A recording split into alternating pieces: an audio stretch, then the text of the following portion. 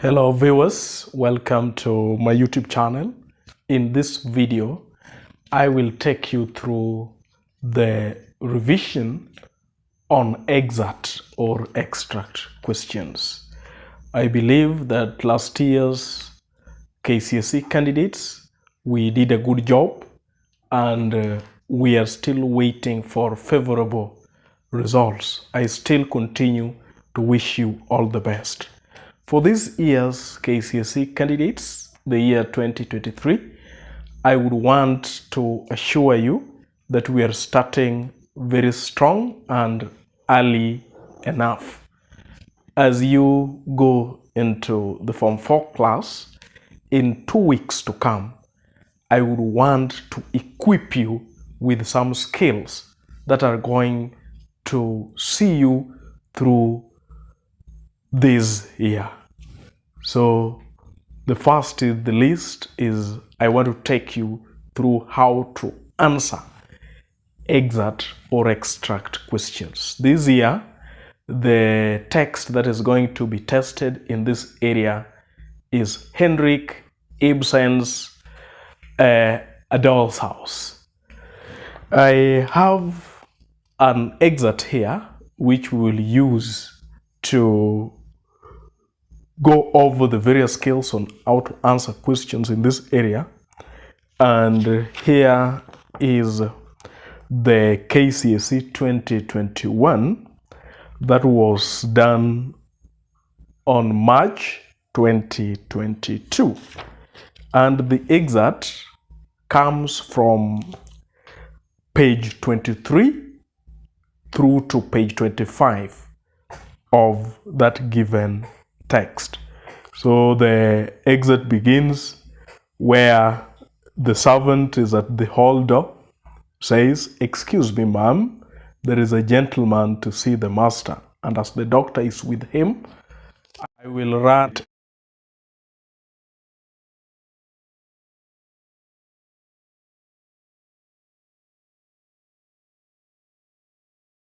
However wretched I may feel, I want to prolong the agony as long as possible. The first question here is that the candidate is expected to briefly explain what has just happened before this excerpt. So that is always a plot question that is always going to be tested here.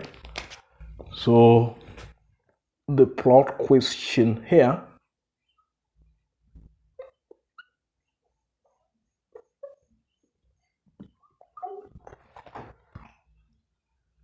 the candidate is expected to mention or explain what has just happened before the excerpt.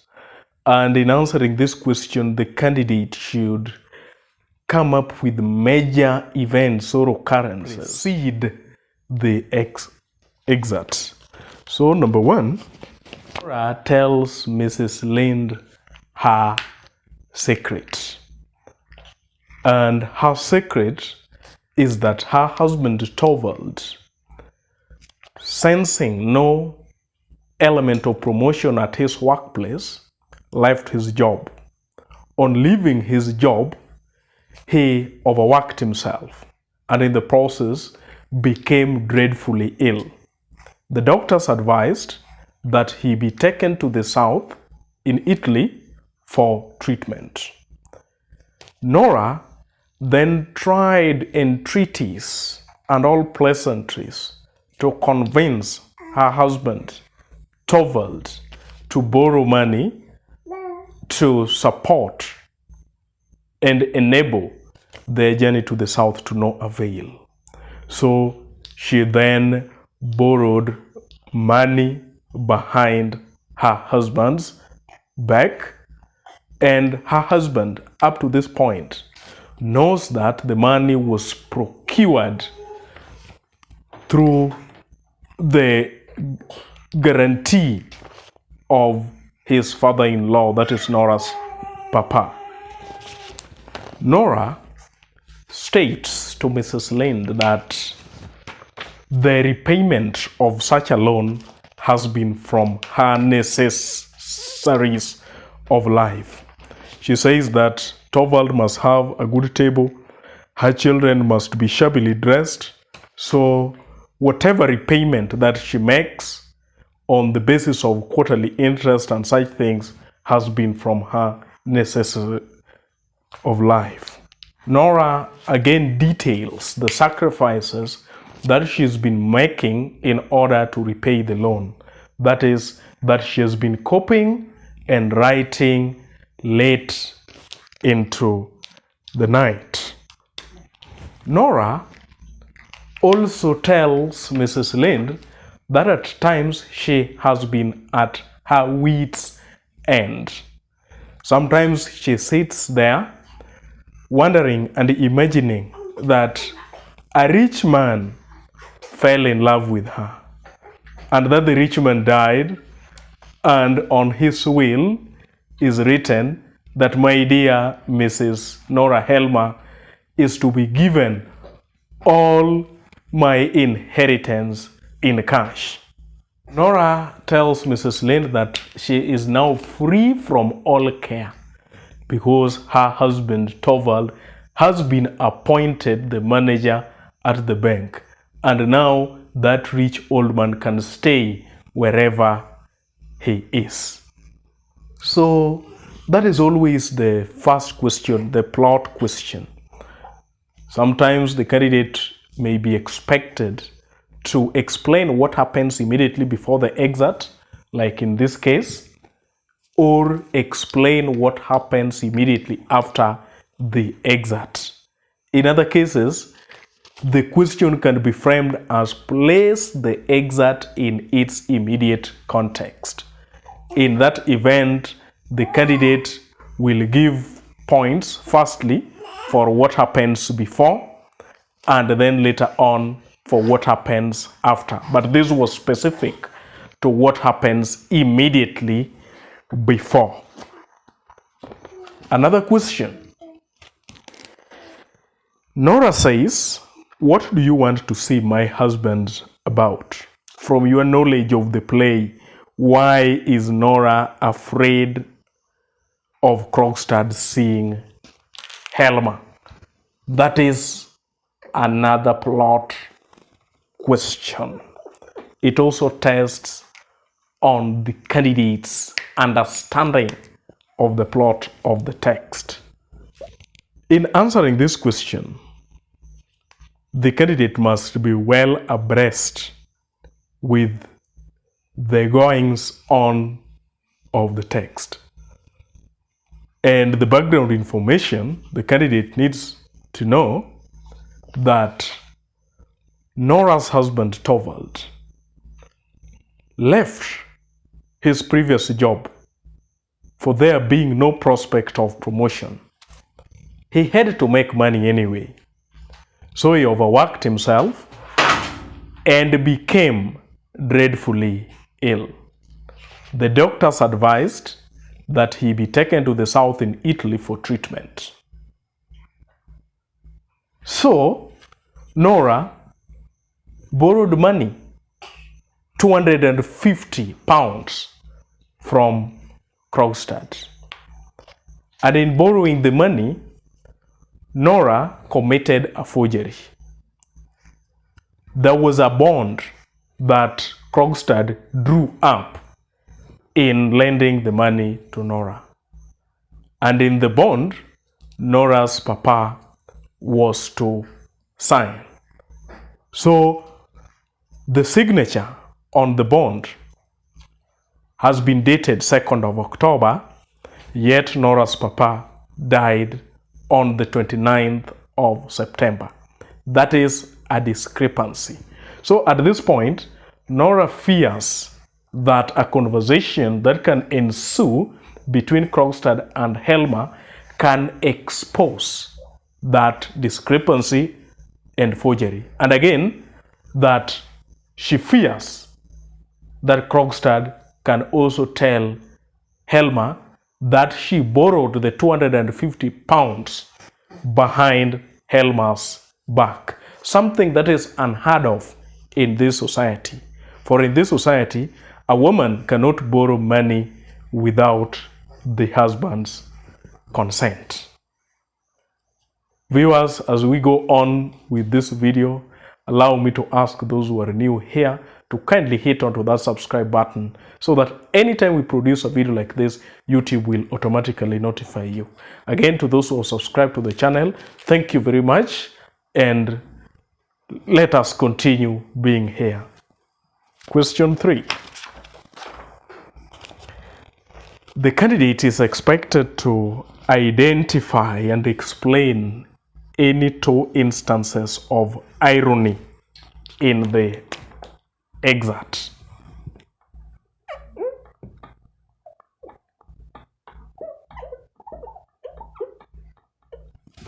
So, irony as an aspect of style is whereby something is opposite of what is expected or the reality that is on the ground. We have 3 types of irony. Number 1, we have dramatic irony. Dramatic irony is whereby the readers are aware of what is going on in the text, while some characters in that text are unaware. We have verbal irony. Here is whereby someone says something that is opposite of the reality or what is on the ground. Then we have situational irony. Situational irony is whereby someone does something that is not expected of him or her. So, in this excerpt, we have irony where Mrs. Linde tells Dr. Rank that, no, the fact is I have been overworking myself. And then Rank says, nothing more than that. Then I suppose you have come to town to amuse yourself with our entertainments. Then Mrs. Linde says, I have come to look for work. Then Rank says, is that a good cure for overwork? So there is situational irony whereby Mrs. Linde has overworked himself, and to cure her overwork, she has come to town yet again to be looking for work. So that is a situational irony. It is ironical that Mrs. Linde says that she has been overworking herself, yet she comes to town to look for work. Again, there is an answer that Nora gives when she has been asked about Krogstad. So Mrs. Linde asks this question,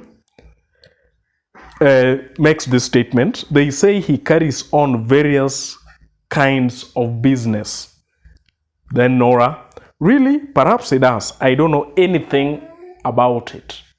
So it is ironical that Nora denies the knowledge of Krogstad carrying out some kinds of business, yet she is the one who borrowed 250 pounds loan from Krogstad that she used to take her husband to the south. So there are those forms of irony. So the first one, the verbal irony by Nora. It is ironical that she says that she is unaware of the business that is carried out by Krogstad, yet she is the one who borrowed 250 pounds loan from him. And again, there is that situational irony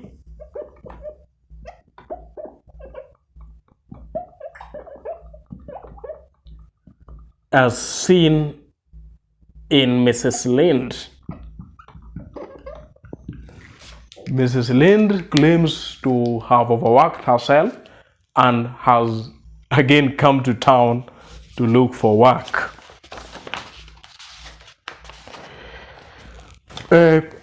Question D.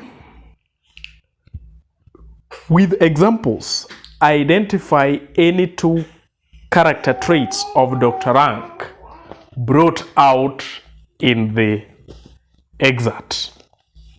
Identify any two character traits of Dr. Rank brought out in the excerpt. Maybe very fast, ways on how to identify character trait. Number one, let us listen to what the character says.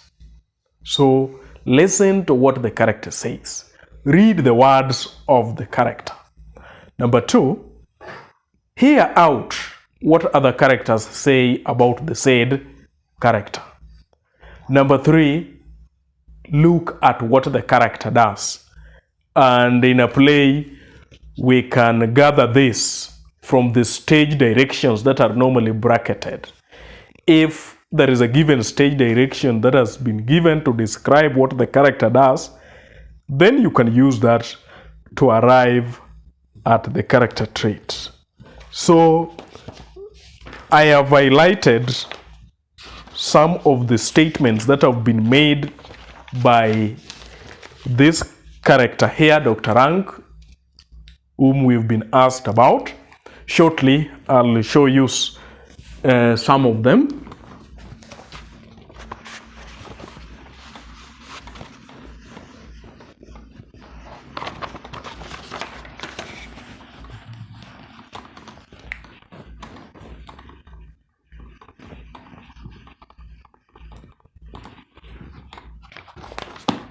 And let us look at the first statement that Dr. Rank makes the first time we meet him in this excerpt.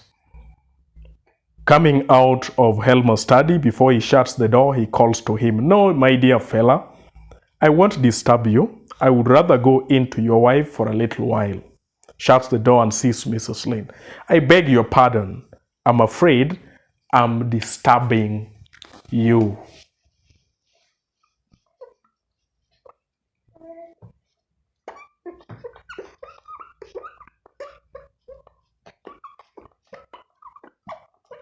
From that statement, Dr. Rank appears courteous. On the arrival of Krogstad to Helmer's study, he sees it wise to leave for them some space so that they can discuss whatever there is. That is an element of courtesy. Again, when he comes to Nora and finds Mrs. Linde, then he says,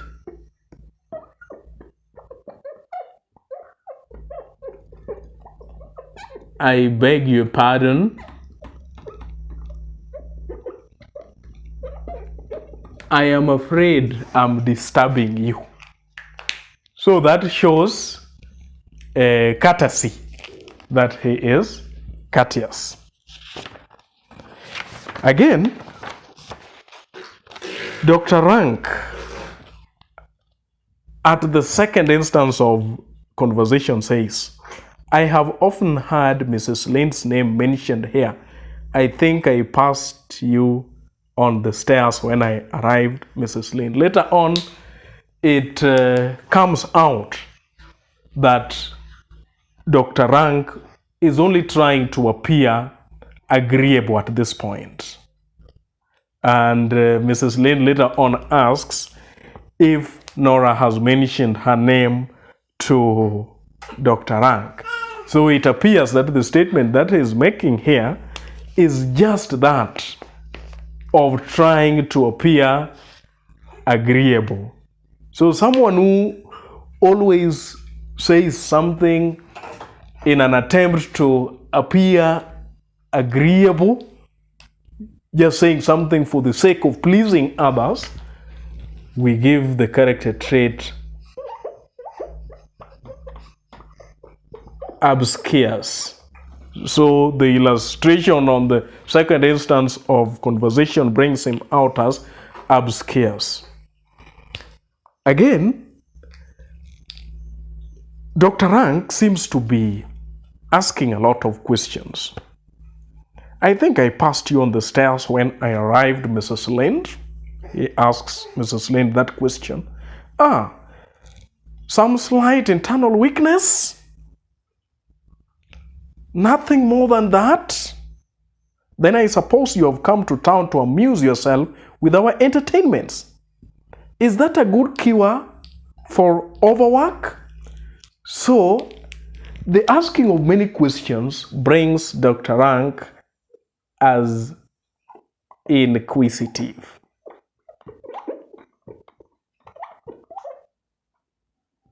So, to illustrate this, maybe you can put down 2 or 3 questions that he asks.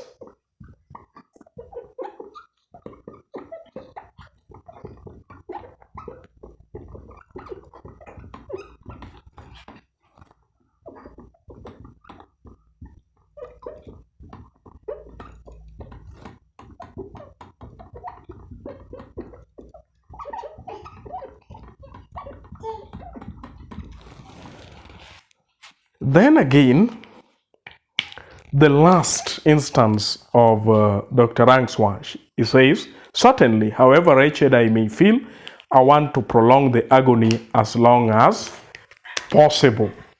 So, he is pessimistic. He says, however wretched I feel. That same instance of dialogue or conversation from Dr. Rank can also be used to bring about his judgmental nature. He is judgmental. He says that all my patients are like that, and so are those who are morally deceased. One of them, and a bad case too, is at this very moment with Helmer. So makes judgment that Krogstad is morally deceased.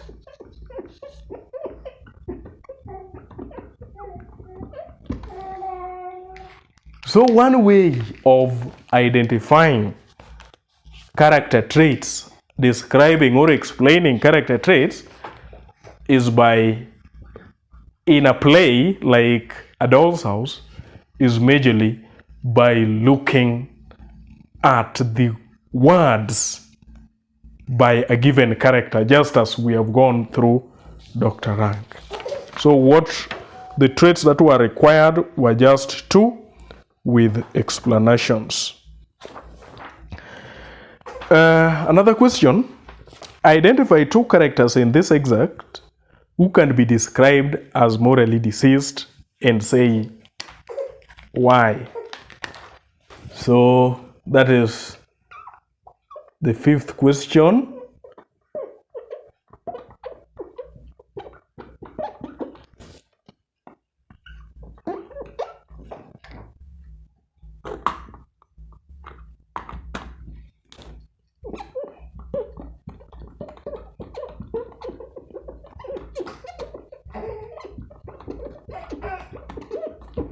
So the characters who are morally deceased are characters that are corrupt, or those who have involved in forgery or any element of corruption. So one of them is Krogstad. So from other parts of the text, we realize that Krogstad himself says that at one point he was guilty of indiscretion. At this point, Dr. Rank has also said that he is morally deceased. When Nora asks Torvald later what this Krogstad did, Torvald answers by saying that he forged someone's name.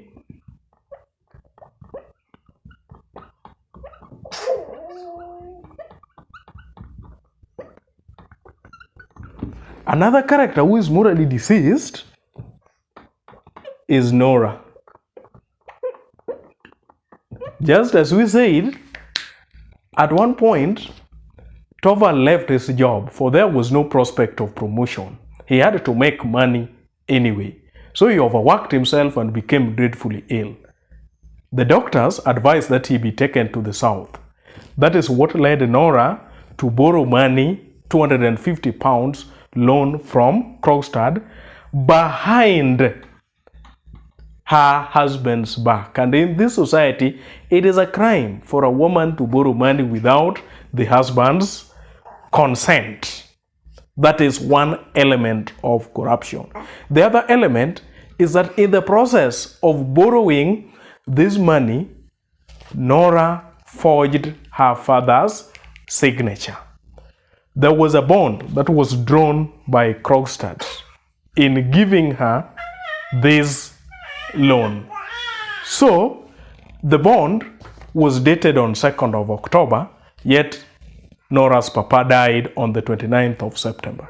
Again, it occurs that the handwritings on the bond are not Nora's papa's, but Nora's handwriting.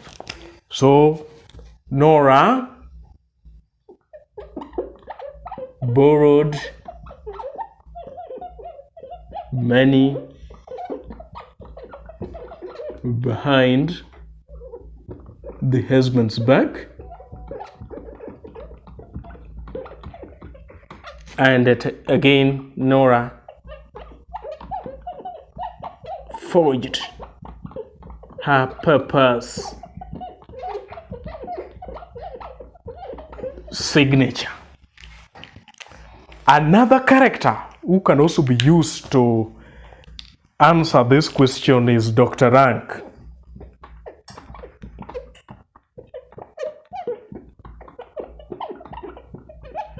Dr. Rank, an intimate friend of Helmer's and an acquaintance of the Helmers, later on confesses his love for Nora, who is Torvald's wife.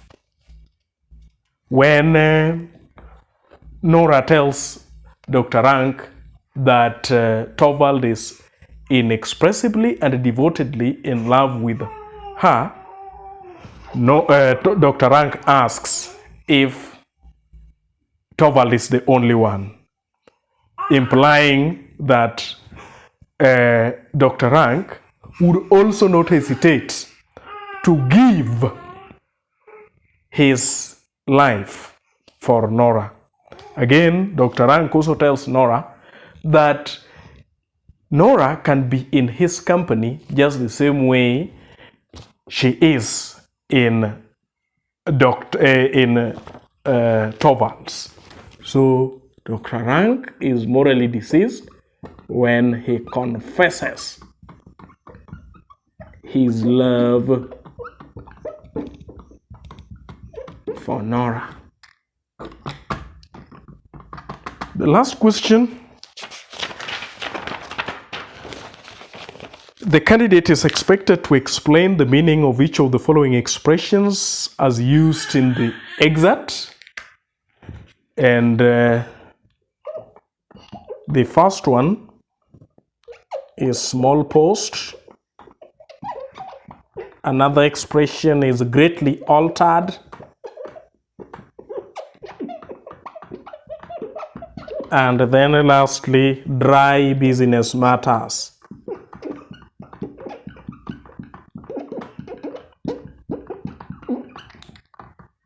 So let us go through to get their contextual meanings. And the first instance Krogstad says, bank business. In a way, I have a small post in the bank, and I hear your husband is to be our chief now. So his small post here means that it is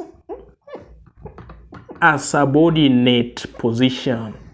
So Krogstad says that he has a subordinate position at the bank, and Torvald, Nora's husband, is to be their boss. The second one is greatly altered, and Mrs. Linde, on seeing Krogstad, tells Nora he is greatly altered, to mean that he has greatly changed.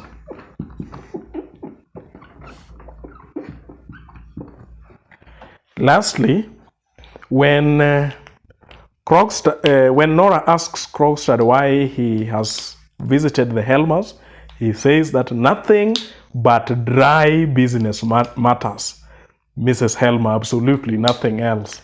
So he says that he only official issues. He has come to discuss only official issues with Helmer. So viewers, that brings us to the end of this study. I'll still be doing more studies on various topics that are going to prepare you for the Kcse 2023. We are all go, and we believe that this year we are going to prepare adequately for the Kenya Certificate of Secondary Education. Thank you.